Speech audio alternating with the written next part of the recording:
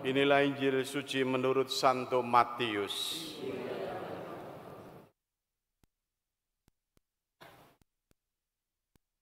Sekali peristiwa berkatalah Yesus kepada imam-imam kepala dan tua-tua bangsa Yahudi, "Dengarkanlah perumpamaan ini. Ada seorang tuan tanah membuka kebun anggur dan membuat pagar sekelilingnya. Ia menggali lubang tempat memeras anggur dan mendirikan menara jaga di dalam kebun itu. Kemudian ia menyewakan kebun itu kepada penggarap-penggarap, lalu berangkat ke negeri lain. Ketika hampir tiba musim petik, ia menyuruh hamba-hambanya kepada penggarap-penggarap itu untuk menerima hasil yang menjadi bagiannya. Tetapi para penggarap menangkap hamba-hambanya itu, yang seorang mereka pukuli, yang lain mereka bunuh, dan yang lain lagi mereka lempari dengan batu. Kemudian Tuhan itu menyuruh pula hamba-hamba yang lain, lebih banyak daripada yang semula. Tetapi mereka pun diperlakukan sama seperti kawan-kawan mereka. Akhirnya Tuhan itu menyuruh anaknya kepada mereka, katanya, 'Anakku akan mereka segani.' Tetapi ketika para penggarap melihat anak itu, mereka berkata seorang kepada yang lain, 'Inilah ahli warisnya, mari kita bunuh dia, supaya warisannya menjadi milik kita.' Mereka menangkap dia dan melemparkannya keluar kebun anggur itu, lalu membunuhnya. Apabila tuan kebun anggur itu datang, apakah yang akan dilakukannya dengan penggarap-penggarap itu?" Kata imam-imam kepala dan tua-tua bangsa Yahudi kepada Yesus, "Ia akan membinasakan orang-orang jahat itu, dan kebun anggur itu akan ia sewakan kepada penggarap-penggarap lain, yang akan menyerahkan hasil kepadanya pada waktunya." Kata Yesus kepada mereka, "Belum pernahkah kamu baca dalam kitab suci, batu yang dibuang oleh tukang-tukang bangunan telah menjadi batu penjuru? Hal itu terjadi dari pihak Tuhan, suatu perbuatan ajaib di mata kita. Sebab itu aku berkata kepadamu, kerajaan Allah akan diambil dari kamu dan akan diberikan kepada suatu bangsa yang akan menghasilkan buah kerajaan itu." Demikianlah sabda Tuhan.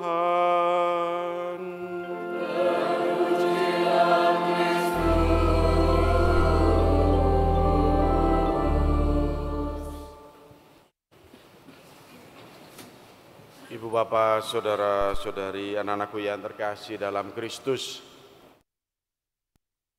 saya mau cerita tentang pengalaman saya sewaktu di tugas sebentar di Paroki Tandes. Itu ada rumah jompo, panti breda yang didirikan punya suster KSSY. Ya karena Romo tugas di sana, lalu beberapa kali memang tugas untuk misa dan beri komuni. Saya lihat ada seorang ibu ini sudah ikut misa itu sedih gitu. Wajahnya itu sedih. Ini habis misa harusnya happy, sedih aja, murung.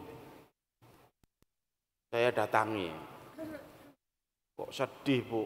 Kenapa, Bu?" "Oh mau." "Kenapa? Kok sedih?" Belum jawab sudah nangis. Waduh, ini apa ini? "Saya itu udah enggak punya apa-apa, Romo. Saya itu salah apa dengan anak-anak saya? Mereka itu saya rawat mulai kecil, mereka saya didik, saya sekolahkan sampai pinter ke luar negeri. Saya enggak punya apa-apa, Romo." "Enggak apa-apa, Bu, Ibu punya Tuhan." Saya bilang itu, ulang-ulang. "Lah kenapa? Rumahnya diminta, Romo, rumah saya itu diminta anak-anak lalu diganti. Mereka itu sekarang tinggal di luar negeri pakai rumah, pakai uang. Saya enggak punya rumah, makanya saya di sini." Batinku yo, Bapak Ibu. Anak enggak tahu diri, kurang ajar. Ya ono misu meneh tapi gak diomong. Ngajar. Cek kebacute ngono ya. Sudah dirawat, dipelihara begitu rupa. ujung-ujungnya mamanya ditelantarkan, dimasukkan panti bereda, dan mereka pakai uang keluarga itu lalu pindah ke luar negeri. Ya mau pergi kemana lagi memang. Ya kita tahu ada banyak pengalaman ya yang membuat kita lalu bisa marah mendengar itu dan sakit. Kok kebacut itu ya, tidak tahu diri, tidak tahu terima kasih gitu. Memang dalam budaya kita di Nusantara ini ada kisah seperti itu ya, malin kundang gitu. Yesus ini juga mau menunjukkan kepada bangsa Israel ya, bahwa bangsa Israel ini tidak tahu diri, Bapak Ibu Saudara-saudari kasih. Dia sampai mau menyindir dengan perumpamaan itu. Ya. Seorang pengusaha yang mempercayakan, lalu sudah ada perjanjian bagi hasil. Ya tinggal hanya menyerahkan aja bagiannya untuk pengusaha itu. Tapi penggarap-penggarap ini tidak tahu diri. Dia lalu kemudian malah tidak berterima kasih, diberi lahan sudah disiapkan semuanya. Tinggal memetik hasilnya dengan bekerja dan sebagainya. Ini diminta hasilnya sudah mengirim. Ya, lalu malah kemudian dianiaya. Mengirim anaknya sendiri pengusaha ini juga untuk meminta hasilnya, malah dibunuh. Ini ahli warisnya ini. Mari kita bunuh dia. Sehingga begitu marah Tuhan itu melihat bahwa ya ini para gambaran orang-orang Yahudi mungkin yang digambarkan dalam cerita itu tidak tahu diri. Maka diambillah itu. Lalu diberikan kepada bangsa yang bisa untuk menghasilkan. Kalau kisah tentang anak itu lebih cocok bacaan pertama, Bapak Ibu Saudara-saudara. Bacaan pertama ini kitab Nabi Yesaya itu mau menggambarkan bagaimana kekasihku punya kebun anggur yang sudah dibersihkan tanahnya dari batu-batu macam-macam, dan kutanam ya pokok anggur yang bagus dan baik, harusnya berbuah bagus dan baik. Tapi yang muncul itu lalu buahnya masam. Ya. Itu kalau dalam bahasanya itu lalu kemudian digambarkan dalam peribahasa kita itu air susu dibalas dengan air tuba. Tapi kalau nyebut saya nambahkan air susu ibu dibalas dengan air tuba. Air tuba itu air racun. Ya. Kalau dalam lagu dangdut digambarkan ya tak tandur pari sing tukul suketeki. Tidak sesuai yang diharapkan karena tidak tahu diri. Nah, kita diingatkan kembali bahwa Anda dan saya ini adalah orang-orang yang menjadi pilihan Tuhan, yang diberikan begitu rahmat. Hidup kita sekali diberi rahmat, diberi VVIP-nya Tuhan Yesus yang membuka jalan keselamatan kita ini dengan mengorbankan dirinya. Kita ini bangsa yang memang bangsa keselamatan yang dipilih sungguh, ya. Dan untuk memperoleh jalan keselamatan melalui Kristus sendiri. Ya harusnya kemudian kita itu bersyukur gitu melihat bahwa apa yang memang diberikan Tuhan itu selama kehidupan kita tidak hanya jalan hidup abadi, tapi dalam hidup kita sehari-hari apa yang telah Tuhan perbuat itu harusnya kita tahu diri, gambarannya begitu. Jangan contoh bangsa Israel ini, juga jangan contoh seperti dalam bacaan pertama. Bersyukur, makanya dalam bacaan kedua itu indah, Bapak Ibu Saudara-saudari yang terkasih. Di situ digambarkan bagaimana Paulus itu sungguh meneguhkan jemaat di Filipi. Janganlah kamu khawatir tentang apapun juga, tetapi dalam segala hal nyatakanlah keinginanmu kepada Allah dalam doa dan permohonan dengan ucapan syukur. Ini kita lalu kemudian diajak untuk merenungkan ya. Apakah dalam kehidupan saya dalam selama ini itu kurang bersyukur, atau justru saya ini masuk dalam kelompok yang kategori kurang tahu diri. Karena memang tidak mudah menurut saya, Anda dan saya ini kita di zaman milenial ini tantangannya agak gampang. Ya, kita itu diberi rezeki Tuhan, diberi kesehatan, diberi apapun.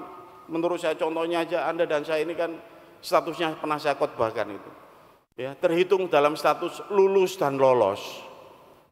Ya. Melewati akademi COVID-19 itu. Ya. Anda dan saya ini lulus dan lolos itu. 3 kali kenaikan jabatan toh, betul? Kenaikan tingkat itu. Gelombang pertama, kedua, ketiga. Lulus dan lolos, bersyukur harusnya.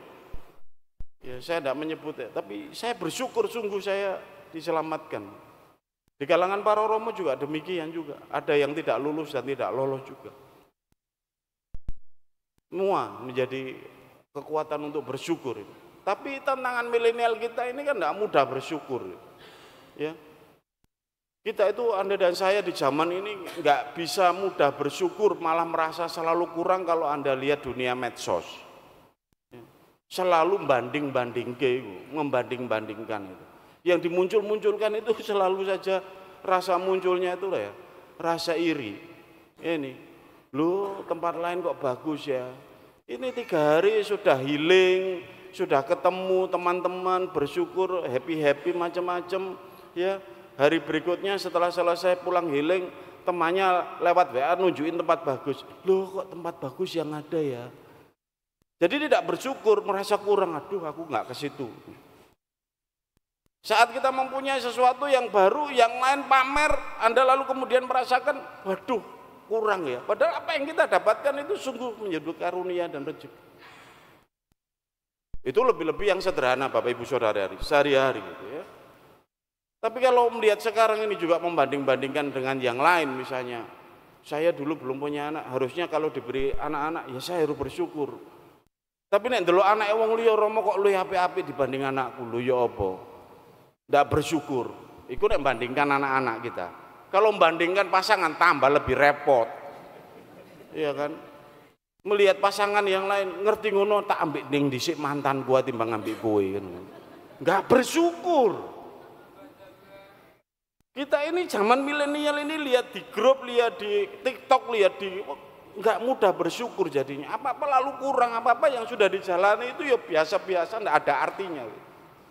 Jangan-jangan Anda dan saya ini jadi penggarap-penggarap yang jahat itu. Atau jadi kebun anggur, tanaman anggur yang masam, harusnya berbuah betul. Nah, Bapak Ibu Saudara-saudara yang terkasih, Anda dan saya dipanggil untuk sungguh-sungguh saat ini itu merasakan sungguh bagaimana kita mengucap syukur terima kasih Tuhan untuk kesehatan, untuk rezeki bagi keluarga kami, untuk tempat tinggal, untuk semuanya. Saya yang menyentuh salah satu ucapan syukur ya berperan serta ikut meluaskan apa yang dikehendaki Tuhan, meluaskan tempat di mana Tuhan mau berkarya dengan luar biasa di sana. Ya salah satunya turut membantu, ya berpartisipasi dan peduli untuk pembangunan rumah Tuhan. Saudara-saudara kita datang dari Randegan untuk menyentuh hati saudara-saudari. Ungkapkan rasa syukur Anda juga dalam seperti itu. Melalui jalan-jalan untuk turut bersama kekuatan kasih Allah. Saya yakin Bapak Ibu Saudara-saudari yang terkasih, kita yang di dalam bagian dari Tuhan sendiri, kita dirawat, dipelihara, dicintai, dikasihi Tuhan dalam kehidupan kita sehari-hari. Mari kita syukur atas hal-hal yang sederhana, atas kekuatan senyum, atas kekuatan rezeki makanan, atas kekuatan doa, atas kekuatan kasih. Saya menyapa Anda hari-hari ini yang nelongso, karena Anda mungkin dilukai oleh anak-anak Anda. Saya menyapa Anda yang mungkin sekarang ini masih berat menanggung marah, karena Anda telah mengupayakan yang terbaik, tapi Anda mendapatkan sesuatu yang buruk. Anda bagian dari Tuhan dan terus dipelihara dengan Dia. Saya juga menyapa Anda yang hari ini sungguh digerakkan dengan rasa syukur untuk terus juga berbagi, terus peduli, dan peduli kepada karya Tuhan juga yang nyata. Semoga Bapak Ibu, Saudara-saudari, Anda semua senantiasa dilimpahi berkat yang sungguh-sungguh luar biasa dari Tuhan, karena kekuatan kasih Anda juga, dan semoga Anda selalu mendapatkan berkat yang melimpah, perlindungan, dan penyertaan Tuhan sepanjang hari. Berkat Tuhan menyertai kita semua.